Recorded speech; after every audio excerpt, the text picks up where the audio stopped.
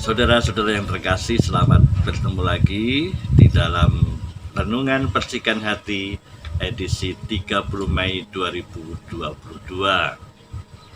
Sabda penting kita hari ini adalah kuatkanlah hatimu, aku telah mengalahkan dunia. Iman itu berproses dan berjalan bertahap. Pada tahap yang pertama, iman seringkali orang dimanja dengan berbagai macam hadiah dan anugerah. Hati yang damai, merasa dikasih, merasa tenang, merasakan diterima, dan sebagainya. Tapi pada tahap berikutnya, kita akan bertemu dengan tantangan, bahkan pencobaan. Orang bisa mengalami kesendirian pada saat itu. Orang bisa mengalami seperti ditantang. Meskipun dia benar, dia bisa ditolak dan disepelekan. Bahkan oleh sahabat sendiri, orang yang dekat sekalipun, pengalaman ditinggalkan akan sering menjadi pengalaman iman dari para pengikut Tuhan. Yesus di dalam Injil hari ini tidak menutup fakta ini. Dia memang berbicara tentang damai sejahtera yang akan diberikan kepada para muridnya. Tetapi dia juga terus terang berbicara tentang penganiayaan yang akan datang, situasi yang tidak enak yang akan dialami oleh mereka. Dalam Injil, para murid seperti sudah ada pada tahap iman yang mantap. Dalam proses iman mereka sudah sampai pada titik di mana mereka melihat misteri Yesus dengan lebih jelas. Bagi mereka, Yesus berbicara bukan lagi di dalam kiasan, tetapi sudah menjadi lebih jelas. Ingatlah dulu pada waktu awal di dalam perjalanan mereka berjumpa dengan Yesus, mereka mendengar banyak perumpamaan. Kerajaan Allah itu seperti seorang penabur yang keluar menaburkan benih. Kerajaan Allah itu seperti pukat yang disebarkan di laut, dan seterusnya. Atau dengan perbandingan, Yesus mengatakan tentang dirinya, akulah roti hidup, akulah gembala yang baik.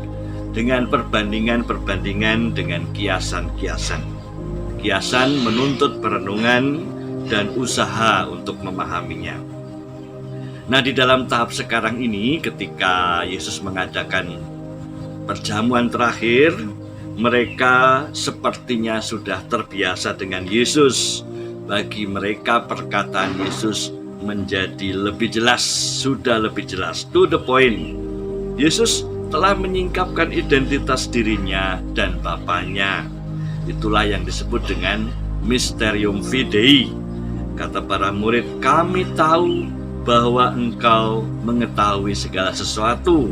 Kami percaya bahwa Engkau adalah datang dari Allah. Tapi disitulah masalahnya. Pernyataan ini bukan main-main. Iman ini akan mengguncangkan dunia. Para imam terperangah karena pengakuan ini. Orang Farisi juga kaget karena melihat identitas Yesus. Istilah datang dari Allah terkait dengan identitas Yesus sebagai putra Allah. Memang putra berarti berasal dari Allah. Putra berarti datang dari hakikat Allah. Karena kegegeran itu, Yesus akan disingkirkan. Yesus akan disalibkan. Ini sebuah iman yang baru, karena memberi gambaran baru tentang Allah dan tentang hidup. Allah bukan hanya tinggal di awan-awan. Allah bukan hanya Allah yang menyelenggarakan semesta ini dari jauh. Bukan. Allah kini menjadi dekat dengan manusia di dalam Yesus. Yesus itulah Allah yang menampakkan diri, Allah yang kelihatan, yang mengungkapkan seluruh misteri Allah yang sejati itu. Iman ini menuntut satu kesiapan yang radikal. Dan para murid sebenarnya sudah percaya hal itu. Tapi bagaimana selanjutnya? Ya, mereka tentu merasa senang, merasa bahagia dengan iman yang baru itu. Tapi apakah sesudah itu aman? Tidak juga. Dan itulah keterbukaan Yesus. Langkah selanjutnya mereka ditantang mengikuti Yesus sampai ke salibnya. Disitulah mereka belum mampu. Mereka akan tercerai-berai karena ketakutan dan akan meninggalkan Yesus seorang diri.